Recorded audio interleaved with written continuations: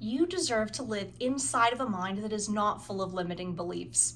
You deserve for your mind to be on board with your thoughts that are positive, for your hopes, for your dreams, for your plans, for your goals. You deserve to have a mind that when you set a goal says, hell yeah, let's do it. That says, you know what, no matter how many issues we come up against, we'll keep going towards this goal. We'll navigate the waters of life together.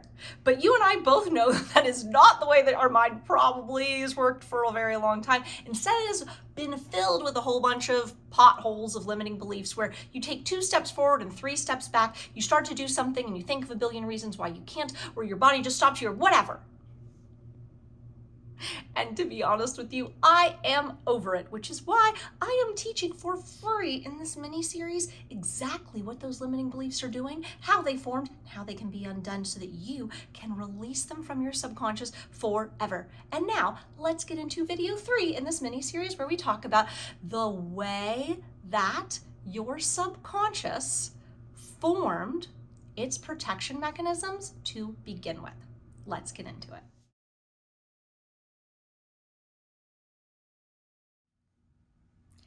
It's the pain.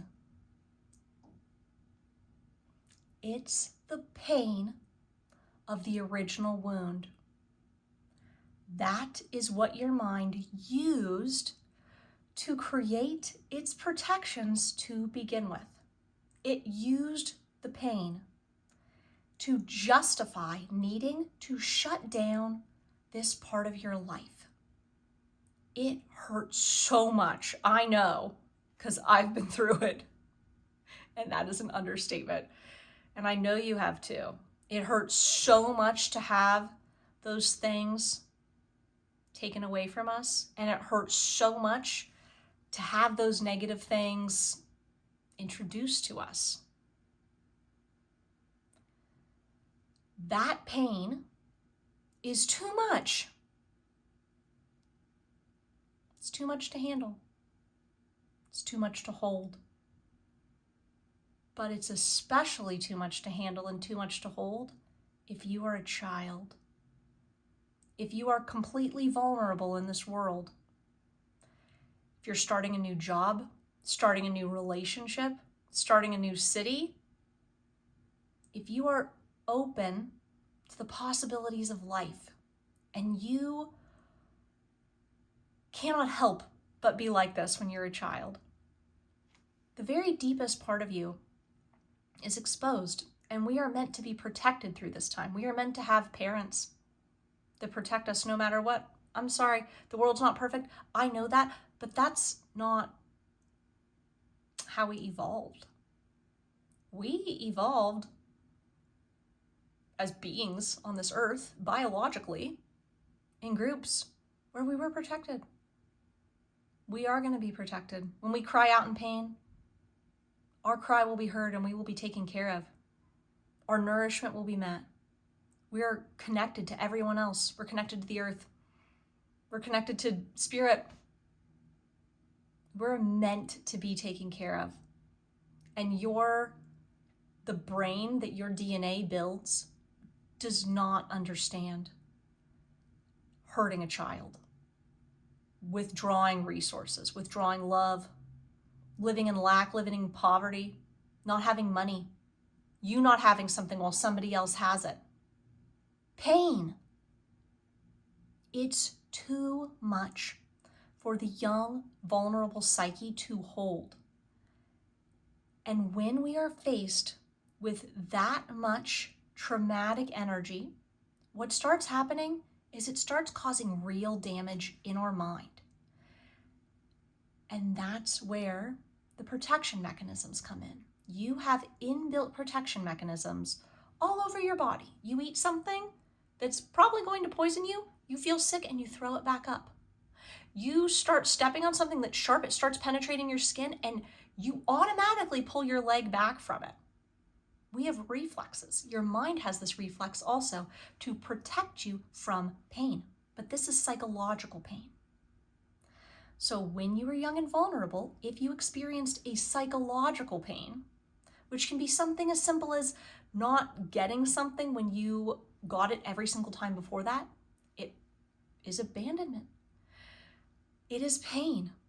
Or somebody purposely harming you, and anything on the spectrum in between, the young mind says, this is too harmful to the whole mind, to our understanding of reality itself. Because what do you mean the people who are supposed to protect us and love us and nourish us no matter what are harming us or can't take care of us, can't meet our needs, don't love us?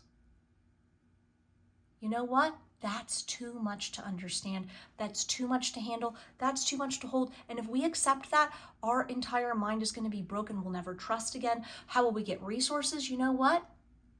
That is not going to work. That's going to do more harm than good. So, what your mind does instead is it protects you. It uses that pain and says, all of this pain that's going to come in and is about to break this whole thing, instead of letting it go everywhere and destroy our understanding of reality, we're going to stop it. We're going to take that pain and turn it into a dam. We're not going to let little you feel that pain. We're going to put up an internal wall. We're going to stop it from coming in. Yeah. So it's happened and it's hurting us and it's harming us and it's going to start making this person freak out and cry. And so wall. And maybe the first time you can't really get the wall up, but what if it happens again? It's a little easier to get the wall up this time. And what if it happens again? It's a little easier to get the wall up this time. And then you start expecting to need to use the wall, and then you start strengthening the wall. And before you know it, that wall is integral to your understanding of reality. Sometimes good things in, sometimes good things don't come in. I don't care. I don't even feel it when it comes in. And I don't even feel it when it doesn't. That's a wall. Sometimes we have a traumatic experience that is so strong that it lets us put up a wall permanently from one bad thing happening.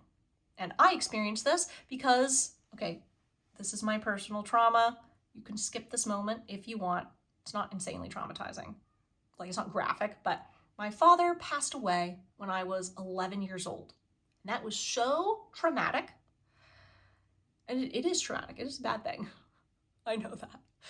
But the severity was so strong that it gave my psyche the power and energy that it needed to put up a whole bunch of walls. And I didn't even know it was happening, right? We don't know this stuff is happening. Our subconscious just protects us. So that's the wall side. Then we also have the blocks. Blocks we generally start putting up when we end up getting harmed when we're a little bit older, and we do have the ability to impact the world. We can run, we can walk, we can play, we can talk, we can make stuff happen. Maybe we're teenagers. Blocks occur when we have negative experiences, just like a wall. We have a negative experience come in, it hurt us, and so now we say, guess what? I'm never letting myself have another experience like that. So I'm never talking to this person again. I'm never going to this place. I'm never wearing that shirt. I'm never saying those words again. I'm never going to talk again. As we know from the previous video, our mind loves to generalize, make things much bigger, and spiral things out of control because it's not really out of control. It's simply protecting. And it's generalizing its ability to protect us. In the case of blocks, your mind is also using the pain of an experience that hurt. Either something happened and we got hurt directly, or something happened and we didn't get positive energy like we thought we should. Withdrawal of positive energy and getting hurt are the same thing to our biology, to your brain, to your mind. Please look into classical conditioning if you've never heard this idea before, where punishment and deprivation lead to the same outcome for your mind. And if you want to hear me talk more deeply about specific topics like that in psychology and in cognitive psychology, I would be very happy to. So just leave a comment below and let me know about that. But for this video series, I just wanted to be a little more specific and talk about helping us change something I know affects a lot of us, which is curing our limiting beliefs. But to be honest, I'm super into the mind and so passionate about this thing. But yes, it is a very real thing. Deprivation and punishment are the same freaking thing to your mental system. So this leads me to my final point, which is when we block ourselves, we do that for the same reason that we walled ourselves off, except this time it's just an experience in the world we can do something about. I will never let this happen in my life again because I'm going to go out and I'm going to make sure that person never hurts me, or I'm going to go within and make sure I never let myself do that thing again.